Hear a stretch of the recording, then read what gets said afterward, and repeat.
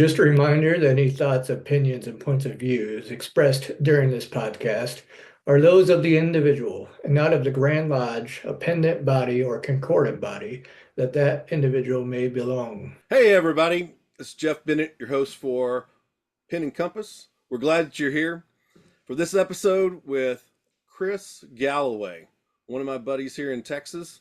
And we're going to talk to him tonight about his publishing company, the authors that he has on the roster, upcoming Masonicon cruise. Yes, you heard me right. We're going on a cruise for Masonicon in October of 2025, Chris and I both. And then he is very involved with the Grand Lodge of Texas, Committee on Education, and then there'll be the normal things that we talk about and some of those subjects covered too. So getting right to it, Chris, thanks for agreeing to do this, and we are excited that you're here. Thanks for having me. I'm excited to be here, ready to jump into some good conversations. Yep. So just getting right after it, where you've got perfect, man, I'm going to struggle with that this whole segment. Perfect Ashlar Publishing. Yep. And so you started out, you're a Freemason. We'll get into that in some other segments, but how did you start writing books, or what compelled you, or what madness do you have in your personality that you wanted to start writing books? So that's a great question. It's always been a dream of mine to write a book, and I had it on my vision board all the way back from, I guess it was about 2015. I actually became a Mason while I was raised as a Mason in January 2015. But I was going through a lot, divorce, and living in a small apartment, and I started dating again to my current wife.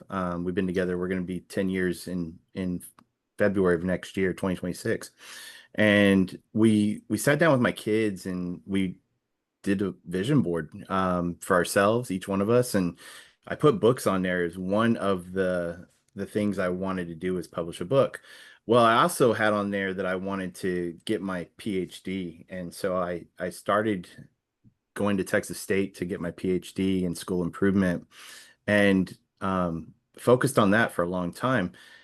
And one of the things you have to do is write a dissertation, which is basically a book. It's 5 chapters. And so once I was able to complete that and go through that process, I knew that I could do it. And I was sitting in the East, Valley High Lodge, 1407 in San Antonio, Texas, 2019. And many of you know what happened in 2020. So it was a COVID year. So we got to the COVID shutdown, and my wife was working on her doctorate at that time. I'd finished. And so while she was writing her dissertation, we were sitting at the table, and I said, well, I might as well write a book. And so I wanted to write a book about how to run a Masonic lodge. And I took all the frameworks of my leadership experience in education and put it in this book, which was Leading from the East, Innovative Strategies for Masonic Lodges. So once I got that book and started writing it, I started doing a lot of research on how do you publish a book? Where do you go? Do you got to get an agent? All those fun things. And I learned very quickly that traditional publishing, while it's very lucrative, it's incredibly difficult to get into. Uh, Freemasonry is very nichey. So finding a publisher that will publish my book was one thing. And on top of that, I learned that even if you traditionally publish, you still have to do all your own marketing.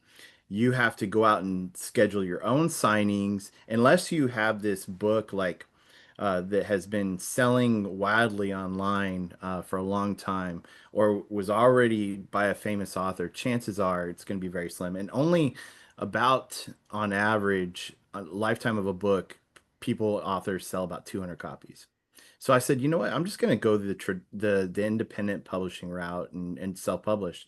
So I started reading books about that, and I ran across this book called Self-Publishing Millionaire, and it was written by a guy that published his first book on how to play the guitar. So it was very niche like Freemasonry. It was about music, and he talked about not only publishing his own book, but forming a publishing company to publish other people's books. So he publishes other people's books and then they split the royalties. And I said, that's a great idea. And sure enough, as soon as I published my book and I published put it out there on social media. Here's my book, Leading from the East. And I started getting messages from Masons I knew. Who'd you go through? How'd you do it?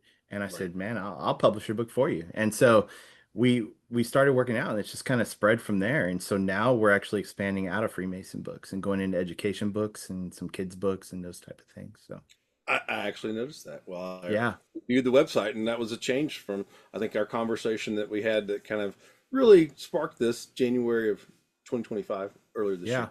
So yeah, so we're going to invite Rodney on camera and have him join us for the next question. And so, what do you feel, Chris, is your strength as a Masonic author, and then after that, Mhm. publisher?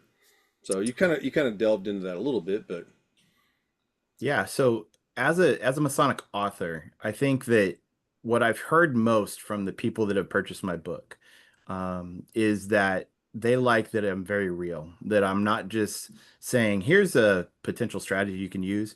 I talk about all the stuff that was the drawbacks. I talk about the struggles my lodge had. I talk about what I feel like is probably one of the biggest issues we have in masonry, which is analysis paralysis. And I've even seen this in a few of my lodges recently, where we get stuck in just conversations about, well, we can't do a fundraiser on selling fish because what if someone gets sick? Then we're going to get sued. Or, one of the things I talk about in my book is that we spent several meetings talking about our roof and getting our roof fixed, and it needed to be fixed and repaired. And like Masons do, everybody said, "Well, I can fix it," or I know somebody who knows somebody that can fix it." And you risk the issue of not having a warranty. And one meeting, the it got so heated that we had three EAs in the lodge, and all three of them quit. Didn't come back because they said that's not what they were there for. One of them was my father-in-law, and he still hasn't been back. And so, it's kind of disheartening that that happens. So then I got into the East. I called the insurance company, and we got the whole roof replaced for $1,200 because we just had to pay the deductible, and it was depreciated, and there was a hailstorm at one point, and they were able to claim in our insurance. And all we had to do was make that phone call, but we spent so much time just arguing about it that it didn't get done. So several leaks. We had to repair the wall. We had some issues with drywall. We had some damaged pictures, all kinds of stuff that could have been avoided if we wouldn't have had analysis paralysis and just someone made a decision. yeah. And so Great news. I personally will be in the East next year, so I'm gonna have to Nice. pick up a copy of that book myself. I would love to take some of those techniques into my own lodge. and Yeah. that's actually our heritage. We were gonna do a podcast. I was staying at Patrick Carr's house in Kansas. He'd written working tools, Hmm. similar subject matter to you, and kind of like his things that he'd learned over the years in Arkansas and also in Kansas, being in leadership and Freemasonry. And we that was our first book that we launched Pin and Compass with. So it's kind of cool Nice. that you're starting. He started season one, and you're starting what we're going to call season two. And it's the Very same, cool. same, same. Here we are. Here I left you, and here I found you. Right, Chris?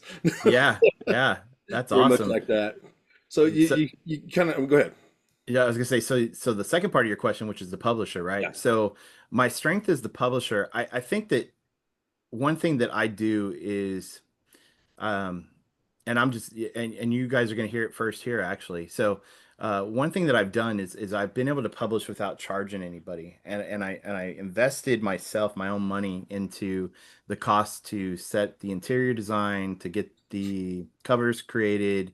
All the I bought the ISBN numbers. ISBN numbers are about $100 a piece, but you can buy them in bulk if you can afford it. And in many cases, I haven't made any money back, even though we split the royalties 50%. You're talking about like you would have to sell probably 400 or 500 books for me to even make my money back. And we just said a minute ago, most authors only sell about 200 copies. Um, and so I think what my gift as a publisher is being able to, number one, take the vision of the author and publish their book based on their vision. And unlike any other publisher, we don't change it. The only thing we may correct is some grammar issues or things like that, but we don't change the content. We do the cover design they want, and then we get it published. And I think most people find the value in that. Now, what I was saying is you heard it here first. Now, I've been able to do that without cost, but we've been growing. And so there may be a little bit of a cost in the future.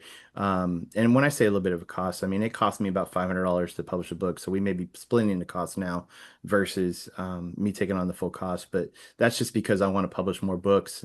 And the only way to do that is by having the author invest a little bit into their book as well. But the benefit with publishing with us is now we got our blog up. So if you're an author with us, you get a blog, so you get exposure there. And on top of that, at the end of every book, there's an ad for other books for Perfect Ashler. So if you publish with us and you buy my book Leading from the East, you're going to see ads for the other books. So we kind of help each other in that sense because Jeff, if you publish a book, chances are everybody you know is going to buy that book. Well, then they're going to see the other books. And so that's how it starts to spread. And also we have about 4,000 people on our mailing list as far as emailing list for our newsletter. So there's some exposure there as well. So we've also got with us Aaron Powell's doing some studio tech work for us. And Aaron, if can you share the Perfect Ashler publishing, and we'll start talking about the authors there. I know some of them very well, good buddies of Yeah. mine. Chris, another guy named Chris. How confusing is that, right? The great Chris Williams from San Antonio. These are most of your guys are from in and around San Antonio area, and Yep. the great Chris Williams and the amazing Brad Kohanke, Yep.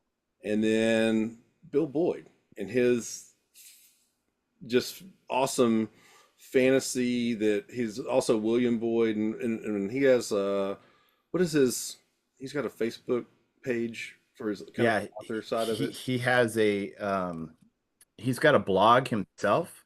Yeah. And it is, I think it's the Mason's Journey. Yeah, the Mason's Journey, that's what it is. Let me double check real quick. But And I think you're spot on right with that. So um um, yeah, so Chris Williams was our first author. He's the first one to reach out to me, and yeah, he's the first one to say, and it started with his John Deacon series. He says, I've been writing this article every year for the last 10 years in our newsletter and with my lodge, and it's gotten a lot of steam, and it's famous around the world. And he said, I'd like to publish it into books, and it came out to be 4 different books. And so it's a really awesome book with him meeting with this fictional character, John Deacon.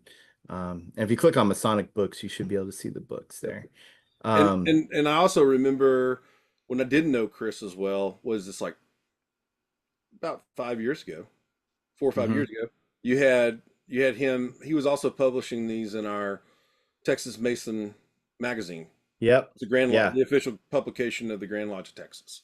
And several people would reach out to him and say, "Hey, how do I get a hold of John Deacon? I want him to come visit my lodge." And like, he's not a real guy. He's really not, Yeah, but he did such a good job of, developing this character, which is a mix of several Masons, including his dad, is what he says. So yeah. So he did that, and that's kind of like, in that kind of the question whenever they used to ask which one of you is Pink Floyd, which one of yeah. you is Floyd. So Yeah. same kind of deal. And then his follow-up to those was another book, There's No Texas Without Freemasonry, which is um, one of his most famous papers that he has, that he it's his most requested paper. And then he has several other papers tied to it, and There, that book always yeah, sells there it is out right every there. time. There they are Every, right there. There's every Chris time right there. Yeah. every time every time I have that book at OLT or somewhere else, that book sells out. So it's a good book. Yep.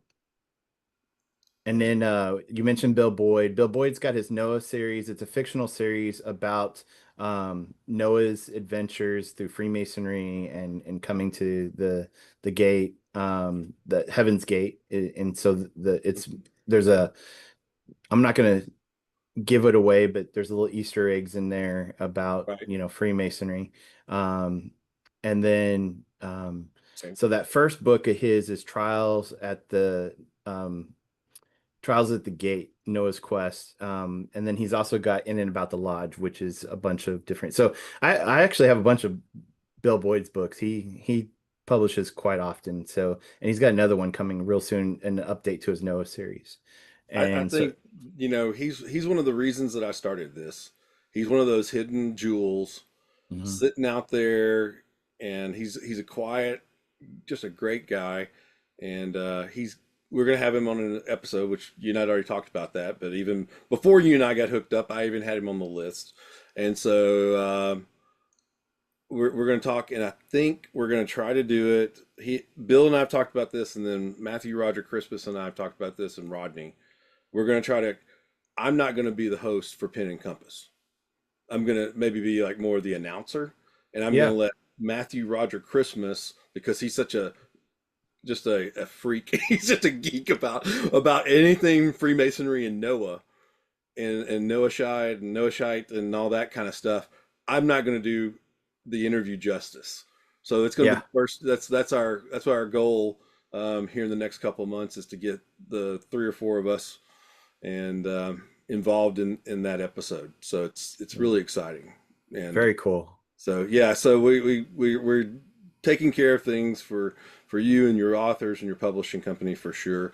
Um, can you find Brad Kohanke's book titles for us, He's Aaron? got one with us. I thought he had There more. it Oh, is, right there there. it is. Yeah, philosophical light reflections, philosophical thoughts and observations.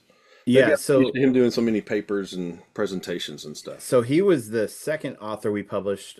Chris Williams hooked him up with me, and so I learned quickly that Chris Williams was publishing the John Deacon series, and Chris thought that that was an interesting series to just get young guys interested in masonry. It was more fictional.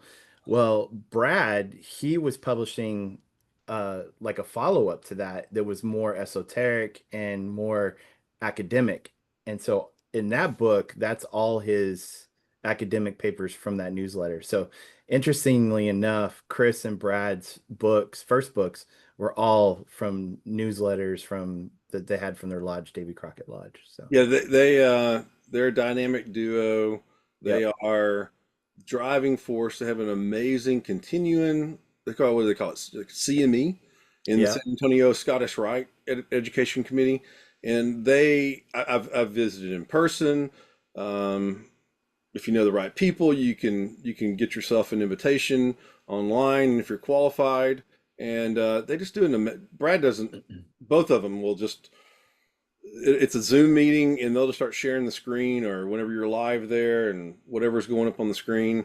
And there's videos involved and there's audio, and it's a multimedia thing. And they do it just as a passionate labor of love. yeah, yeah. They're awesome. I met them both at the Warden's Retreat. Mhm. So for me, OLT like full circle for me, right? So yeah, when I was a junior deacon, I sat in Chris Williams' class, and then when I was going to be senior warden, I went and sat in Brad Kohanke's class. So it was very Yeah, cool. they're great guys, and we're gonna plug them right here and now. They have their own podcast as of Yep. what, 2 months ago, somewhere Yeah. in May. Yeah, May 2025. They came out with the Masonic Shelf. I always want Yep. to say the Masonic Bookshelf, and I'm wrong. The Masonic Shelf, and we actually, if you go to a playlist that I've put together of other podcasts of Masons that uh, do stuff similar to us and do other things a little bit more maybe topical, um, not the normal Masonic podcasts. Those guys are there, and so we want to help promote them for sure. We'll do that as much as we can on our Facebook page, and I just think the world of those guys, and I enjoy the conversations with them, and I want to share that with the rest of the world. So and they'll also be, yeah, part of future episodes here. So Yeah. and so, who else would you like to highlight while we're here? If you scroll up, there's a Garen Daniels. He's got a Masonic prayer book that is one of our more popular books as well. It's a very small book and it's for the chaplain. It's got any possible prayer you need as a chaplain with Masonic prayers. There you go, right there, Brotherhood of God. Um, that book, he's actually an Episcopal priest, and so he's a young kid. He just got his priesthood, so he wrote that book. And then he wrote Devotion to Saint Constantine the Great, which is mostly more historical, and it's got very little Masonic stuff in it, but it's pretty good. Masonic comedy, Freemasonry and the Divine Comedy. That's Andy Albright's book where he compares the Divine Comedy to Freemasonry and how it applies. It's pretty deep, so if that's something that the listeners might be listening to, that's a good book. And if you scroll down, there's another pastor a little bit That further. the book on Masonic prayer, does that go beyond the Blue Lodge? It does, yeah, it does have the opportunity to do that. By the way, I forgot to ask you that question in our warm up. In the York, right? I am in the York right there. Stop right there. I am in the York right. I'm not in the Commandery, and I'm also in the Scottish right. In the Got it. Grotto. Chapter and So, council then. Great. yep. And have you Uh, been invited to any of the York Rite styled invitational bodies yet? I have not. No, Okay. I don't think I'm active enough yet. I just got into the York right. And, Like and I, and everybody's on their own different journey. yeah, I I So I am so passionate about Blue Lodge that I begrudgingly was kicked and screamed and dragged to the York right, and I was glad I did it. yeah, But I'm so deep into Blue Lodge yeah. work I that mean, especially the way it's written in Texas, you yeah, can't. You almost have to choose. Am I going to learn the chapter and council work to be an right. active kind of conferring person, actor, or go through? You can't. There's not many guys that I've ever seen that can jump from the Blue Lodge work because the wording is so close, especially Yeah. on some of the obligations and some of that stuff. So, tell us about Douglas. You want to talk about Douglas Reese? Yeah, Douglas Reese, he's going to be on the cruise with us. He's not a speaker on Awesome. the cruise, but he's going to be on, or he is a speaker on the cruise. Sorry, I apologize for that. So Douglas Reese is a pastor. This is also two books that are well known that get um, picked up a lot. And in fact, his Lessons from the Craft was purchased by the Missouri Lodge of Research for every member, and I want to say it was like 4,000 members or something crazy like that. And they shipped it to every member. But he's also a priest, and he also owns a well, I say he owns, he does own it. It was left to him, a university, a Christian university, private university that's online. And so I'm on the board for that for people who are working to get their master's and doctorate degrees in religious studies. So If you can share the link, we'd love to maybe put that, you know, yeah, as we're hopefully I'll have, I'm bad about putting descriptions on our YouTube channel episodes, but we're trying to, there's always room for improvement. So that would sure. be the kind of things, because I know, a handful of guys, actually, we have someone that's part of our crew that has a four letter name, that he goes by that, and he's actually pursuing going through seminary himself. Nice. Very cool. I think you know what I'm talking about. Yeah, something to help you Yeah. get clean. He wants us to make sure that anyway. So you got these three guys, and so where else Yeah. would you go, sir? So if you want to go up, we can talk about the kids' books. So if you click on the kids' books there, that link at the top. Yep. So this is a new perspective. I'm gonna help kind of frame it for you. You have, wow. I mean, this is like in the last month or so. I've been Hmm. seeing you post about this. These are kind of three different ways or four different ways. You got my dad, my daddy, My grandpa, grandpa. and you got My uh, daddy's a Prince Hall Mason.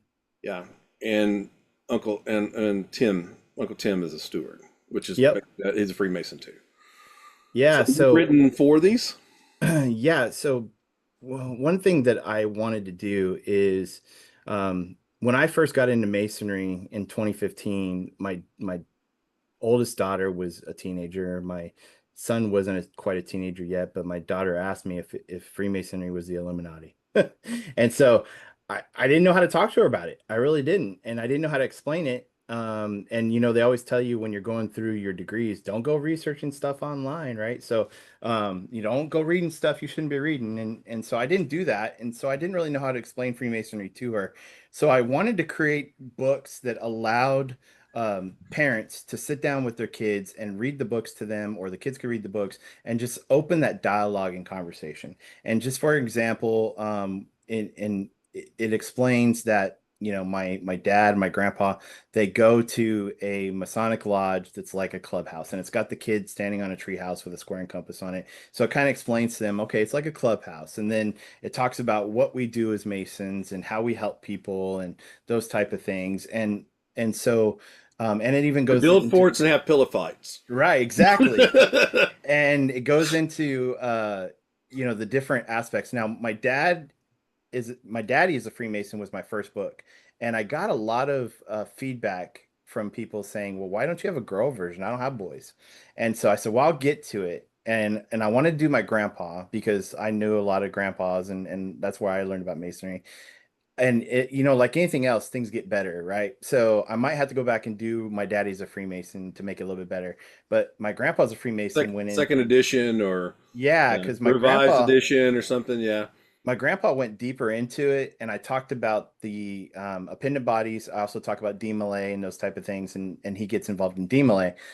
And then I finally got time to sit down and do my dad as a Freemason for the girl version, and she becomes a rainbow girl and eventually the Eastern Star. And so, I wanted to expand that. So I might have to go back and do the daddy one or the daddy one. And then I wanted to just make sure that there was a Prince Hall version, and I put some history of Prince Hall in there as well. I wrote a paper for the Texas Lodge of Research that has some Prince Hall things in it, and so that book has a lot of that in there, along with the same from my daddy's a Freemason. And it has some famous Prince Hall Freemasons in it as well. We just published like The last week yeah, the the fifth book, right? yeah, Where I was going. Uncle Tim is a Stewart. And so Yeah. Adam Sanchez, who's also on the committee for Masonic Education, he's also a member of my lodge, Valley High. We had a member who just passed away last year named Tim Long, and he was a Stewart for years, never was a past master, worship master. And he was passionate about being a Stewart for our lodge and literally cooked for years and talked about it a lot. And so he wanted to do one on Uncle Tim as a steward because of that, because he made a connection with him. And also, Adam has this background in culinary arts, and he actually helps us with the food on the committee, and he wanted to do something for Stuart, but right now, just to give the listeners a heads up, he's got a recipe book for Masons that's coming out, and it's right now in production to be You heard it here public first. domain. Yeah, first, so that should be out hopefully in the Cool. next month. A cookbook for lodges to help them with Yeah. easy recipes, and some of Tim's recipes are in there as well. Just in And time then for Thanksgiving and Christmas because we're in August right now. 100%, So 100%. I bet it includes green beans somewhere. It probably does. And I can tell you that's a bowl of green beans that Uncle Tim is holding there in that picture up front. So, and then of course I'm expanding past that. So I'm starting a series called the Kids Success Series, where I talk about things that are maybe Masonic in nature, but not so implicit. And things that kids should be learning in school. So remember, I told you about vision boards. So there's a version right there, vision boards and big hearts. And those are my three kids. That's my daughter, Gabby, Thomas, my son, and then my 3-year-old Aubrey. They're in the book. And I just published one on financial literacy as well. So saw that to you. yep. So it's all out there. And my wife actually just jumped on the bandwagon and just dropped today on Amazon. I haven't even got on this website yet. She did a book for science with her and our daughter Aubrey, the 3-year-old, where they're doing science in the kitchen. And so there's some going to be some educational pieces. She's an educator, so they're going to be tied to the Texas standards, but it's going to be fun books that people can learn from. So, and I did publish a Christian book for someone who reached out to me, is a mother of a Mason, and that's if you scroll down, you can see that book. It's wonderfully made. It's based on oh, a little too far. Get back up. Get back up. Right there. Yep. It's Put oh. down. Oh, right there. It's based on Isaiah 64:8, which talks about that God's made us from clay and that we're perfectly made. And it's about this girl who gets bullied. And so she's going to have a whole series. So this is a mother of a Mason that I met, and he reached out to me and said, would you be interested in publishing her book? And I said, sure. So Well, it we sounds like got you're that. having fun with the whole publishing stuff, and you've It's blowing up. yeah, Yeah. definitely, yeah, you and I were talking about it like January, February, and you're looking for some where's the direction going. So I'm excited to see that. I'm sure everybody else is. Rodney, you got anything else about the publishing company before we change topics on this segment? Well, I was just going to ask that since this started with the vision boards, do you personally have any areas of study in regards to Hermetic philosophy or anything that brought you to the whole concept of the vision board?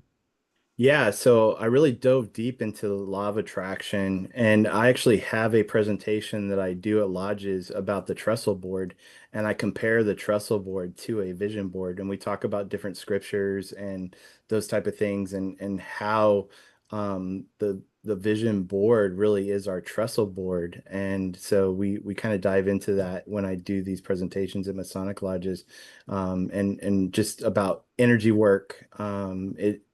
I'll tell you right now, just about everything that I've had on my vision boards have come to reality.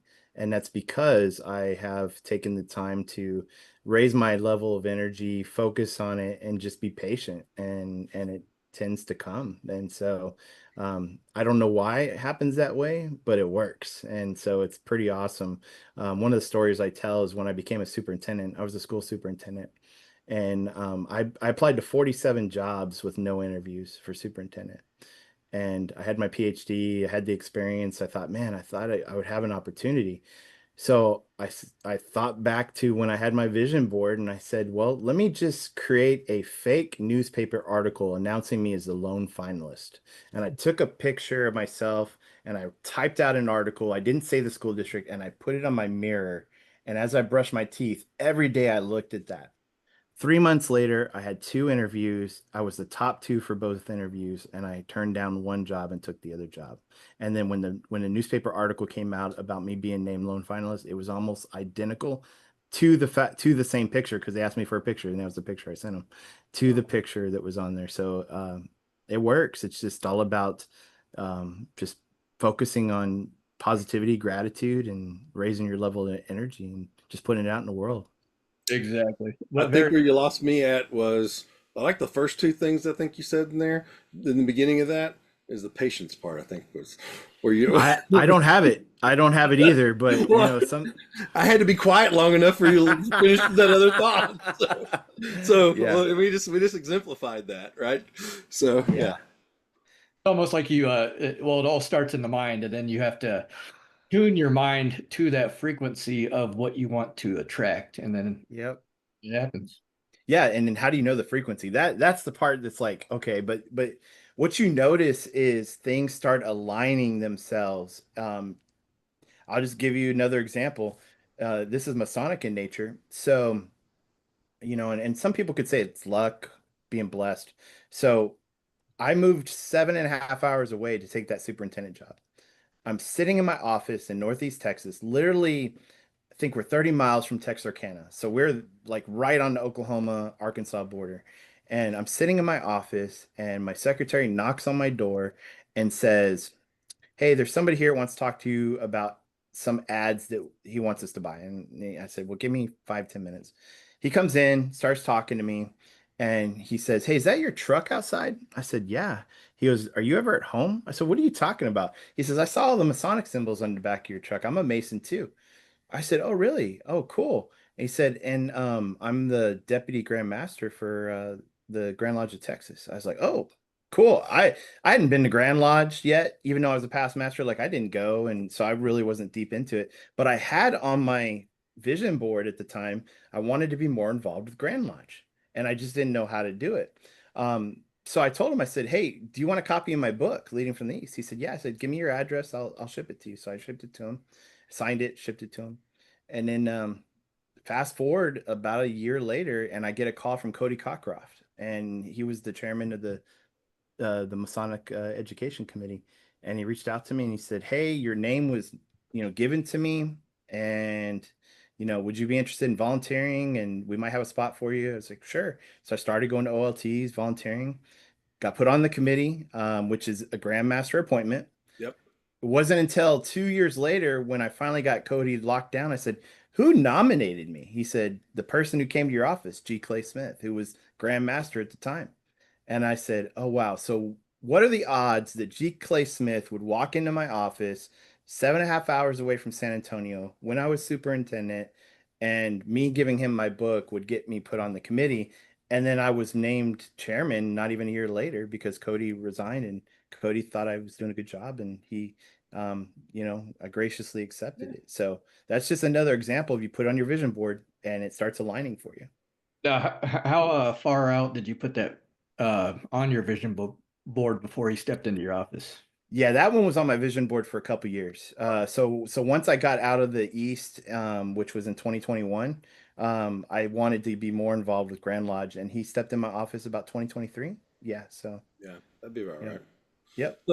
So interesting. We're here on Pin and Compass doing this because I wrote, I got published in the, this was back whenever actually I knew G Clay and he had hair in the mid 2000s, around 2005 or so. I got published in the Knights Templar magazine.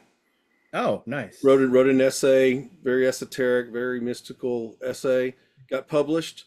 That got around that I had done that, and I don't know if you ever crossed paths with Clarence Joy, C.J. Laney. From Mm-mm. He's kind of more from the Dallas area, more of a Yorkite guy.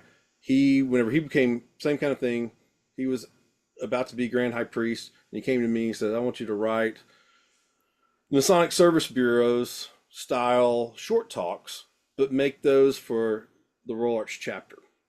And I want 12 of those, one for every meeting of the year, and that's gonna be my education program," which nobody at that time had was doing anything really with Yeah. the Grand Chapter Grand Council in those type of areas. And so I got to do that in 2006, seven, somewhere right around in there. So it's been about almost 20 years ago, coming up on that anniversary. And whenever he was still alive, he recently passed away. I would just thank him. I just walk up to him Yeah. every time, and he'd done a lot of other mentoring and done a lot of other things for me. But just thank him and thank him and thank him until I was blue in the face about Yeah, it. that's the key to it, right? So like you can't the vision boards, right, or goals, whatever you want to call it doesn't work by setting it and forgetting it. You have to take action when the time happens. And sometimes you don't realize that, the action you're taking is for that thing. For example, when he walked in my office, I wasn't thinking about the Committee on Masonic Education. I was just thinking, I'm just going to give you my book because we just had a good conversation. And, as a gift, just to give it to him. And I didn't know if he was going to read it or even remember me or anything like that. It wasn't about that. It's about just taking action. So by getting involved, writing, taking roles, going into events, networking, those type of things, that's the only way that things start to really align for you. But you have to take action. And so when you get that feeling deep inside and that little nudge and it's that kick in the ass, so to speak, to go do something, you got to do it. You can't just sit back and just, wait for, oh well, let's see if it happens. No, you gotta take action and then it'll start happening for you. Yeah, I think it's interesting. We went to the San Antonio Esoteric Summit, and we did like three questions at the end of the night with the speakers, and Yeah. we're successful guys. I mean, Yep. editor of the Night Sniper magazine, Ben Williams, R.J. Johnson, Vince KMU podcast, Dirk Hughes, Masonic Museum and Library, whatever. I always mess that up too. Up in Michigan, and a couple of Rodney and myself, and then TJ, and we all kind of said like I said, what's your process and everything? And one person kind of told the truth and said, I procrastinate like I did today with the production sheet until the last possible moment. And we had like everybody was sending me all the presentations and the PowerPoints, and they were wearing me out because they waited till the last, like as they were getting on the plane on Friday, they were emailing it to me, and then Yeah. and so it was like everybody said that, and I think Yeah. I think that's kind of almost the creative genius. So you have to kind of almost like get to that point where something outside of you pushes you to do that. And there's that imposter syndrome. We talked about that a lot that weekend also back in June about the imposter syndrome that people have. Yeah. You just don't think that you're as talented as you are, Yeah, it's a real thing. or you're falsely vain, and you over your ego is too hubris and it's too large, and you're Yeah. like, everybody looks at you and goes, yeah, you're doing a great job, bless your heart, kind of thing, kind Well, of kind of. Ooh, okay. You kind of walk out of the room and they go, oh, I'm gonna pray for him. Well, I've that's a very real thing. When I became superintendent and I was sitting in a room of superintendents, first thing I thought is, what the heck am I doing in this room? I don't belong here, you know? But the way I get around the imposter syndrome and everything I do is I try to tie it back to I'm helping someone else, right? If you're helping at least one person every day, and help one person every day. If you're doing that, then it's not about you. And so if it's not about you, then you can get past the imposter syndrome and focus on that. So your podcast, for example, someone's going to deliver a message that's going to change somebody's life on your podcast. It could come from you guys. It could come from someone who's, sitting in my chair that's a guest. It could be several different things, but someone is going to change somebody's life. And when that happens, it's all worth it. And you may not know it, but it's going to happen. So, Aaron, could you help us out and share the flyer for MasoniCon Cruise 2025? We're going to start kind of segment. I think we've talked a lot about being Yeah. an author and publishing and all that stuff and books. And thanks for going through the lineup. Those impressive author roster, if that's or lineup or however you're supposed to say that, whatever. We're still trying to grow it. So if anyone wants to go to our website and click on the Get Published link, please go in there and fill that out. If you already have a book that's ready to go, um, please send it It doesn't out have to be, to like us. you said, it doesn't have to be overtly Masonic. You're No. looking for, it's a publishing company first. It started out as a Masonic niche publishing company, but you're looking for, I've got a voice and I feel like other people would want to hear it and benefit from it. Yeah, we're expanding out. Now, what we may stay away from is erotica. Well, Or there's certain legal things and yeah. we still got to How to represent build Freemasonry. how to build a weapon of mass destruction. Yeah. I'm sure there's some things that you're like not even. Hopefully those stay in your blind spot over there, and Yeah. they don't There's so manifest. many titles that could enter my mind too. Just because. Don't get Rodney. Don't get Rodney started. Well, and I will tell you, just a heads up. I've been working on this book, talking about procrastination. I've been working on this book for about 2 years now, and I feel like it's so almost done, but I just haven't got it done yet. I probably shouldn't share it because someone might run with the idea, but I'm going to share it anyway. It's a fictional book about Freemasons who are vampire hunters, and that's our whole purpose and so it's a fictional book, and I'm looking at doing a series with that. But for those who want to publish, I think that you're going to see soon. I'm working on doing some courses because I have another company that I do certification for coaches to get them certified. I'm looking at expanding that into our publishing area to teach people how to write efficiently, how to write effectively, and then how to publish books, so that if people are interested in taking courses on learning about it and how to gather their books together. And like my Leading from the East book, I wrote in my car driving to and from work with just using my phone as you can't see it, but using my phone, the notes section, and just writing, and then I would go copy Amen. paste it. Amen. That's the only way to do it. When it comes up, do it. Well, mote it be. Yeah. No, that's what I do. That's where I live. Yeah. So. Yep.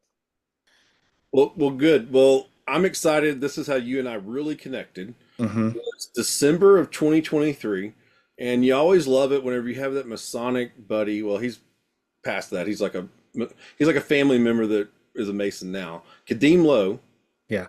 was sitting around, and Kadeem has a lot of time on his hands, and he was looking at Texas Freemasons, and I think you had posted that there's going to be a Masonicon cruise in 2025 in December of 2023. So you Yeah. started like 2 years ahead of time.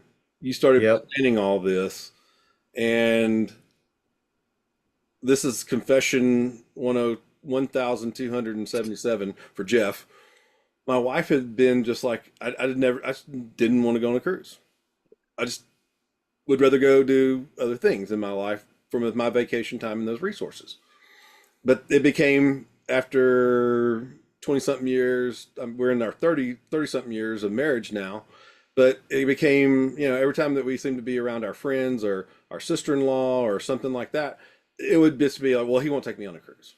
He didn't want to go on a cruise with me. I'm like, you don't have to wait on me. Go with somebody else. Like, Yeah. if you want to go on a cruise, just sign up and go. Like, pay for it. I mean, like I do stuff that I want to go do, and anyway, so this comes up, and I think I talked to you a little bit about it, and I went in there. I said, I think I'm gonna buy some tickets, and so Nice. we jumped in feet first, and excited about it. And I know I bugged you like crazy since December 2023 about when we have questions on our side because we've never gone on a cruise. So Yeah. let's work through that. So pioneering that. So tell us a little bit about how you decided to do this. I mean, you see all these Masonicons going on, and you're like, well, nobody's doing one on a cruise. They've done it on a battleship, but or Yeah, no idea is ever unique. yeah. Yeah, it never is. So, the Masonicon thing has been done. In fact, I did a Masonicon during COVID. We were supposed to have Juan Sepulveda from the Winding Stairs podcast fly to San Antonio, but because of COVID, we had to move it to online. So we did an online one instead. And I like the Masonicon, ideas and being in the education committee. I thought, we should do another Masonicon. And my friend Adam Sanchez and I, we were driving back to San Antonio from Lubbock, and you have nothing but time. So we were driving back from Lubbock from What is that Oasis. like? Yeah, it's Let me terrible. understand. So it's 4 hours from Lubbock to my house, about five from my. So you're talking like 8 hours in the car Yeah, back country too. It's not like set the there cruise. ain't nothing. Yeah, you can't get even radio signals out there, right? It, yeah, you're driving across the part of real Texas. Yeah, and there was even a windstorm or something, so there was dust everywhere. So we're driving back, and I'm talking about this conference I saw. It's an education conference on a cruise ship. So one of my good friends, who's a mentor of mine, he is a speaker on that cruise ship, and I thought, well, that's a great idea. I wonder how that works, and I wonder if we should maybe consider that. And so I was talking to him about it, and I said, why don't we do a a Masonicon on a cruise, and we'll figure it out, and we'll get it together, and and do it. And so we called Carnival. Carnival's who I cruised with 6 times now, I think. So, that's the one I've been loyal to for a long time. And I called them and I said, what do you charge to have like a conference room or to have an area? And they said, if you book at least 16 rooms in a package, then a group package, then the we give it to you free. You get to use that area for free. So we said we just needed one day. So our idea was, this is a short 5-day cruise coming out of Galveston. We're going to go to Cozumel and Progreso, 2 stops. There are 2 days at sea. So the first at sea day is the day we're going to have our Masonic speakers there, and our keynote speaker is going to be Stephen L. Harrison, Let me who, scroll down just a sec. Let me scroll yep, down to that. There he is. if you guys are familiar with the Whence Came You podcast, he did the Masonic Minute for several years on there. And then he's written several books, He's out and he of just Indiana. Indiana. Yep. And I just met him in person, actually. All those guys you talked about at the Esoteric Con that from out of state, they're also part of the Midwest Education Conference. So I Yeah, got to meet all yeah, those guys there. yeah. They were telling me about you. You Yeah. crossed the paths with them. Yeah. Yeah. I wasn't able to go, but yeah, I got to know them. And so he just recently wrote a new book about the Morgan affair, where he found out some new information. And so that's what his keynote's going to be on. But that day we're at sea, we're going to knock out the Masonicon cruise conference on that day. And then the rest of the cruise is with family. But we will have some little things here planned with each other. We're going to have dinner around the same time. And in Cozumel, I believe most of us are going to go to Mr. Sancho's, which is a resort. It's an all-inclusive resort there that we've been to a few times in Cozumel that's pretty cheap, but has some good food and free alcohol. So it's going to be a Included, good time. included, all Included. Yeah, it's inclusive. included. I mean, it's $50. So, I mean, it's $50 for access to the beach and food and drinks. So it's a good time. You just take a taxi from the ship. But we wanted to do this and we're going to see how successful it is. We're working on a few swag things that you guys are going to get, and I think you're going to enjoy it. So we charged $75 for the conference, which pretty much we're going to blow through. And then you got to pay for your own cruise, and I want to say it's like $650 for the interior room. Are there still available if somebody wanted to hit this right now and register today, and but it says by January 2026, is there still packages available, or I forgot. I've been meaning to ask you that. Yeah, so yeah, there is actually. We wanted to kind of get a deposit down. At the time the deposit was $50. It was Um great. yeah, It was I have a awesome. feeling, I don't know if that deposit is still there, but if Yeah, you're able to pay, that's why we started 2 years out, because Carnival lets you make payments and it's very affordable that way. But if you have the money or you're a rewards person, reach out to me, because I have a person you contact at Carnival, because we have a couple people coming that their cruise is free because they cruise so much with Carnival that yeah. they have some free points. So Just um like airline miles or yeah, hotel points or yeah.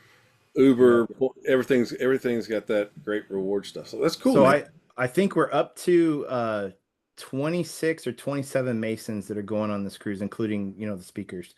So it's going to be a good time. And then we So know about some people. 60 of us, about 60 of us with your kids and some other people bringing plus So ones and extras and even more than that, because like Chris Williams, I think he's got like 15 people from his family that are coming. Yeah. So yeah, I say it's 15. I'm probably over exaggerating, but I want to say that there's so it was cool because they got to take advantage of the group rate, which yeah, also helps us because we get points to do special things on the ship and things like yeah. that.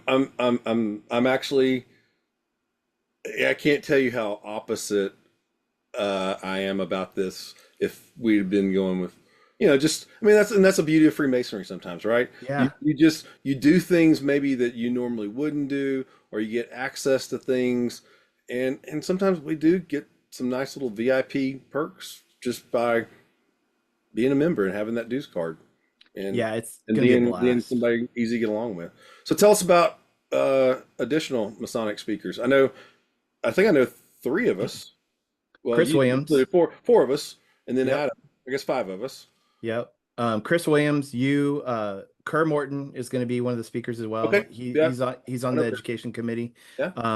And then Doug Reese, he's a member of the Yep. Texas, or the I'm sorry, he's a member of the Missouri Lodge of Research, and he's the one that's also an author. It's mostly my authors that I got, and then Stephen L. Harrison, because I wanted to really highlight the Perfect Ashlar author. So William Boyd was supposed to try to come, but he couldn't make it, and then Brad Kohanke had to cancel. And so Oh, Brad's not coming now. Okay. All right. yeah, he's got something coming up with Scottish Rite in Arkansas he can't get out of now. So I'll make sure that I make him feel very know how he's hurt my feelings. yeah. I'm Yeah. gonna be really petty and catty about that. Yeah. Sure. But it's going to be a blast. I'm super excited about it. So, Yeah, I'm excited that we're gonna have a group of people, and I think as we go along and we're back on the ship every night and everything, and we have those dinners together after, and maybe some of us connect in Cozumel. I mean, we're in Cozumel, right? Not camping. Cozumel, yeah. Cozumel. When we get to spend some time together and start just building up. Hey, we're not at lodge and we're not about to, you and I get so we get so. I talk about this to some of my buddies in the Arlington area. Sometimes I on purpose we've done trips out of town just so we can hang out in the car for 2 or 3 hours and talk to Yeah. each other. Because we go to the lodge and we go to the building and it's just like we're about to confer this. Okay, are you doing this part? Oh yeah, okay, I'm gonna jump over here and do this. And did you set out the potato salad? All these little picadillo things that need to be done, but it just takes away from really getting what this is all about. Kind of, Yeah. once we got everybody's mic checked and everything tonight, this is fun. I mean, this Yeah. is where it's at, and Rodney and I have a great time with it. Rodney, any questions? Because I don't know how much I've told you about this or how much we've talked about this myself. Is this going to turn into an annual thing? Yeah, it's a good The question. big chuckle from Chris right there. Insert big chuckle. Yeah, I wouldn't say it's annual. I would say if we're going to do it again, it'd be in another 2 years, just because it gives people more time to pay it off. We may look at other cruise ships, to do. Carnival, selfishly, I'm been a rewards member of Carnival, and so I'm, was working on my points, but they just made an announcement they're changing the reward system, so you're gonna have to requalify every 2 years now instead of once you got your reward status, you got to keep it. So I may be looking at other cruise ships to try out as well. But I think it might be an every 2 year type deal.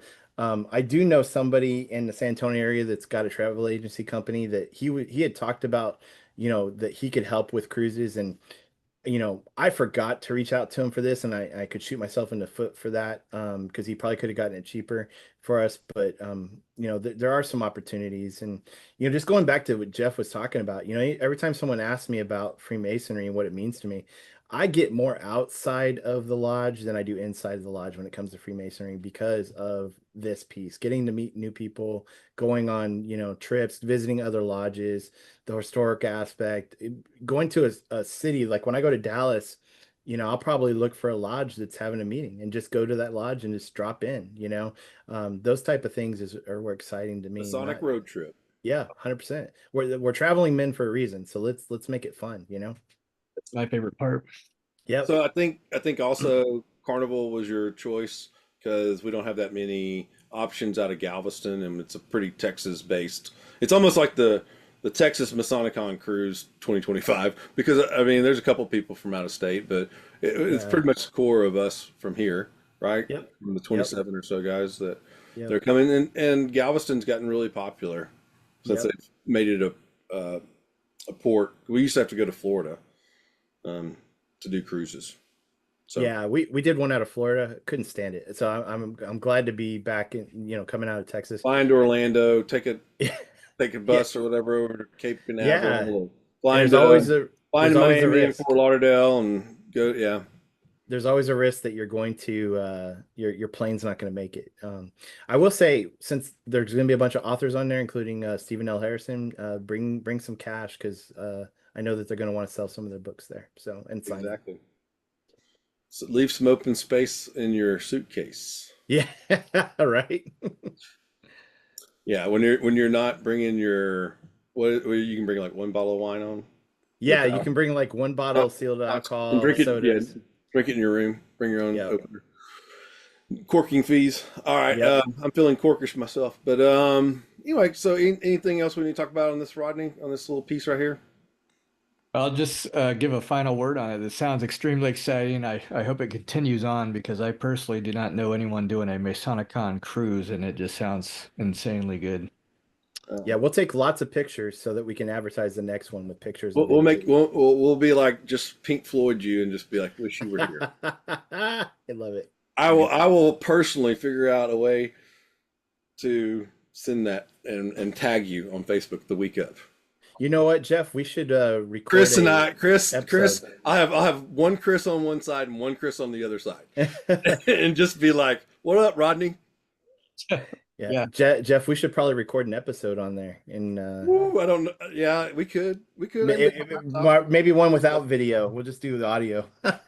Yeah, we could probably actually. My little If laptop. you bring your laptop, we could get something. Yep. That's a great idea. I've got some microphones and things like that, and I've got a way that this microphone that I have has some multiple settings. So You know what? They do have Wi-Fi on there, and I might get the Wi-Fi package because my youngest daughter's not going, so I know my wife's yeah, going to want to if we FaceTime can her. Yeah, and we're doing a production meeting right here in the middle of an episode. But Yeah. great. But yeah, we'll talk about it more, and Yeah. we'll come maybe. I don't know if I want to.